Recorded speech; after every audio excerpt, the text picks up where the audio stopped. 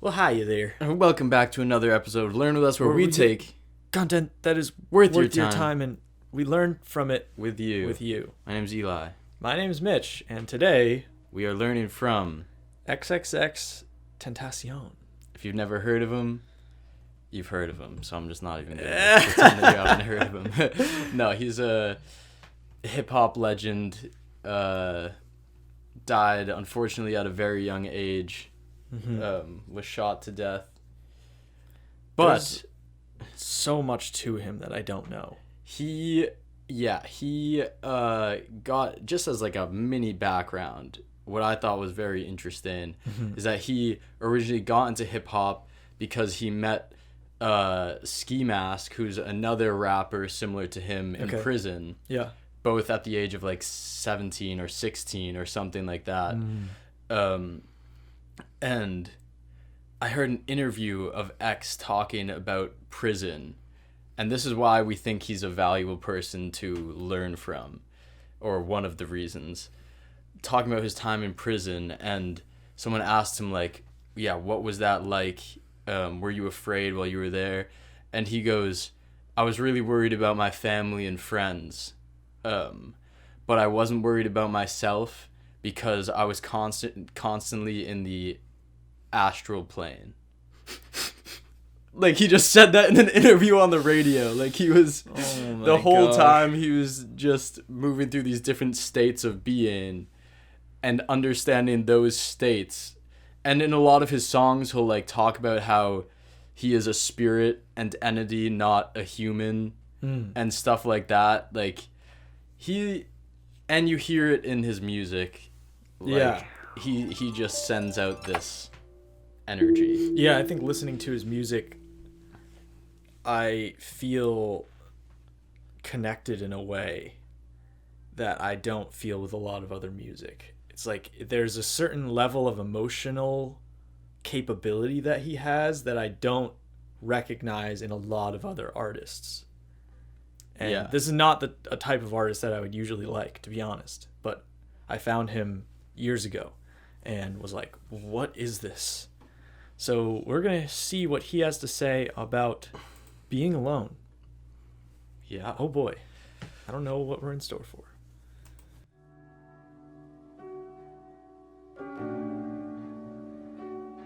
What is real will prosper. What you feel in the night, what you feel in the morning, what you feel midday, that you don't think, other people have the same thoughts. You feel alone in this thought, but other people have the same thoughts, and it breeds. And when you display this thought, it breeds a certain amount of comfort within people. Right. And people start to feel like, all right, this person understands me. This person is fucking cool. What is real, he then elaborates in saying the things that these thoughts you have and these feelings you have are what is real, what you're feeling in the morning and night. And then when you talk about those things, other people have had those thoughts and feelings. Yeah. And I feel like that describes his approach to music. Yes. It's like, let me put on a platter the most pure form of this emotion and these thoughts and feelings, and then the masses love him. And the masses do love him because it feels like your emotions are heard in a way when you hear it on this huge scale of this musical artist who's like, nah, I'm just a person. I have all these feelings. I have all these hardships. Like, he made a whole album he makes intros to his album. And the beginning of the album is, this album is intended to cure or numb your depression. And then the entire album is filled with pain. So you would be like, well, wouldn't this make me more depressed? But then for me, I've found it to be so cathartic, feeling like whenever I'm feeling crummy, I go to that album and I feel like understood in a way and heard, and like this has happened before to a lot of people, not just myself. And we have ways out of it, and it's okay that we're feeling it. Yeah, and it allows you to sit with those emotions. Yes. It pretty much gives you that space Exactly. to be you and to be there. And there's not a ton of lyrics, like a lot of lyrics in his songs, and there's not a lot of, you listen to the lyric and you get the deeper meaning. It's more you just feel through the lyrics. Yeah. Which is interesting. Nice. Know how it feels to be alone. I know how it feels to be around people and feel alone. Like, I'll be around a million people and I'll like still feel alone. Like, even sometimes, like, all right, like, I'll go out, even with my own friends, like my previous friends, and I just would feel alone. And I've just, like, you know, I'm in a position now where I was friends with a lot of people and I kind of felt abandoned. I've seen people choose material items over me. I've seen people choose status quo over me. This is something that I've been toying with in my head about loneliness, because I think a lot of people, myself included at times, get a bit hopeless when they have this construction, especially around COVID times, that loneliness comes when you're not around other people. And loneliness, and only if I could just be around other people, I wouldn't be lonely. But then you find yourself amongst other people. He says, I could be around a million people and still feel lonely. And then they feel this loneliness, and that was distressing to me for a while. That's something that I'm like, well, then what's the way? Like, I thought being around other people, especially maybe people that I love, that's the stuff that's going to make me feel less lonely. But what I've found for myself personally is that it's not just around being with other people, or even with other people that you love. If you're with those other people and you're not, if you're with those other people and you have walls up, you could easily still feel lonely because you're not letting someone in. Because when you let someone in and when you're vulnerable with someone, that's where I've found the loneliness like ceases. It's just not even, it's not there anymore. So you could be around loved ones, you could be around your family, and you could have tons of things that you're hiding, and even your true self, you could be putting on a mask. And that's what's going to make you feel lonely, and then you're going to be confused about it because you think that you're around the people you love. But then when you open up in specific times, or when you feel most comfortable with it, which is why I feel like I'm seeking out people that I feel really comfortable around being vulnerable with, and I can trust them in that way. I feel like that's so powerful. Loneliness is just not even, it's like, oh, I get it. I could not possibly feel lonely. And I would even abstract it from there to also when you are by yourself and have walls up within yourself too. Yes. When you're not letting yourself feel things or move into things or be comfortable with things, you are also going to have that feeling of isolation. And it's often because you, at least in my experience as well, because I am not acknowledging, I'm trying to repress things inside of me. And by doing that, I am repressing myself. And your energy flow. Yeah. Which will make you feel terrible. And that's like what's going to make you feel connected to yourself or others. Yes. Is that open walls down. Right, exactly, because connection to others can only come through like this stability of self, and this where you feel very stable in your own being. Therefore, you're going out and not being dependent.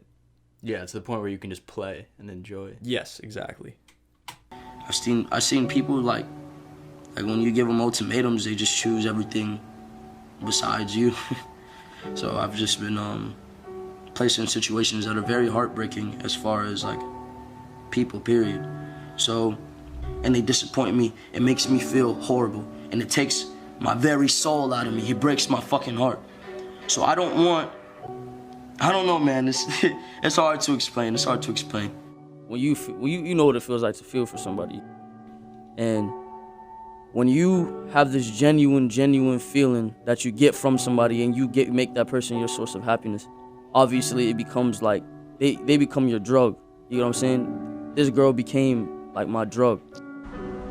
There's no way. It just sucks when it gets to a point to where there's no way to change what happened. There's no way for me to bring this girl back. There's no way for me to remotely. It just sucks when it gets to the point to where you can't do anything.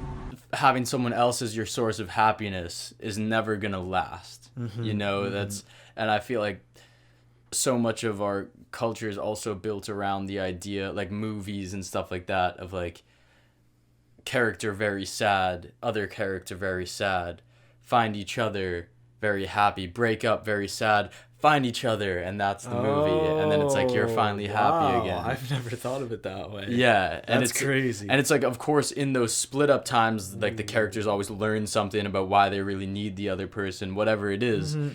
But like I think a more positive way of looking at that type of thing is maybe if they're apart and they finally learn how to be happy without the other one. Dude. But so often it's like taken as I need this other thing to lean on to become. I've never thought of it that way, but that is so telling of where our values are at as a society and where we think we're garnering this happiness from.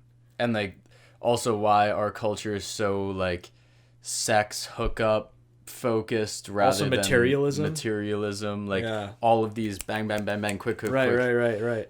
Wow. that never actually lead to like a real flourishing. Yeah. Oh man. I think they're alone, whether you're in a relationship, whether you're amongst 1,000 people, you are still alone because your lies are not known by these other people. Your sins are not known by these other people. Until you confess your sins amongst another man or upon your God or even the devil or even what you believe in, nobody will completely know you. So no one will ever know if you're being honest. No one will ever know what you want them to know. No one will ever know what you want them to know, how you feel, you know? Right. So have you ever got, all right, it's like when a female goes and speaks to her nigga and she's like, oh, and he asks what's wrong and she's like, oh, nothing, you know? And then he's just like, all right, well, I tried, you feel me?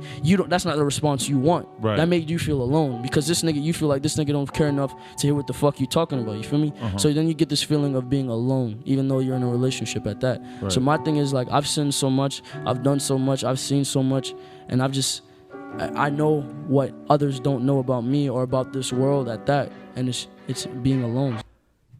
Oh, that just hit me hard. That made me think about confession in Catholicism and where that roots from. This desire to be vulnerable, and you feel like there's these cultural constraints around you that don't allow you to feel okay with what you've done. So you have to like have this other channeled outlet that's not just being vulnerable with other people. And he's talking about, if you're carrying these sins that you think you've done and you don't think you're going to be worthy of love if you tell other people about them, then those are those walls that we were just talking about. Like, that's what's keeping you, that's what's making you feel lonely. Is the idea that if you give yourself to other people and show every part of you that you're not going to be accepted. Oh, banger, dude. And how you can, I like it how he said there, like, until you lay out your sins to yourself or your God or whatever it is, you're not gonna fully understand what you are, and therefore you're gonna feel lonely. Oh, it's like imagine just taking the time to take a page of like a book, a journal, whatever, and just write down all the things, or just whenever you have something that goes wrong or you feel like you did something shitty, like those things that just are on the back of your mind, and you just write those all out, and it's like a confession to yourself type thing. Damn. Like how much your relationship with yourself and therefore your relationship with others is going to flourish after that. Wow. That's some beautiful stuff. Oh, man.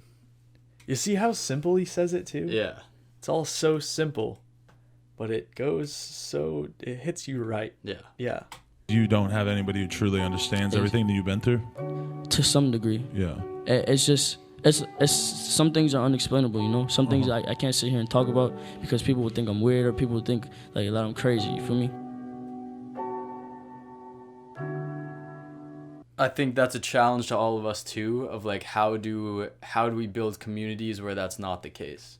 You know, like makes me think about certainly the prison system and things like that too. Of how we bring people back into culture after they've done something that is deemed wrong, and like how we accept them for who they are not just someone who was formerly incarcerated, but even your friends who have made mistakes, and how do we no longer view them through that, with that and definition. Recognizing that those, at least from my perspective, the wrongdoings that we're viewing these people as if it's those people who did the wrongdoings, that's the end of it. That's again the surface. The root is this society. So it's like you're playing that role in those other people's wrongdoings because you're part of this society that's creating those wrongdoings. Yeah. It's not if you have thousands of people doing the same wrongdoings, you can either say that it's human nature or it's society.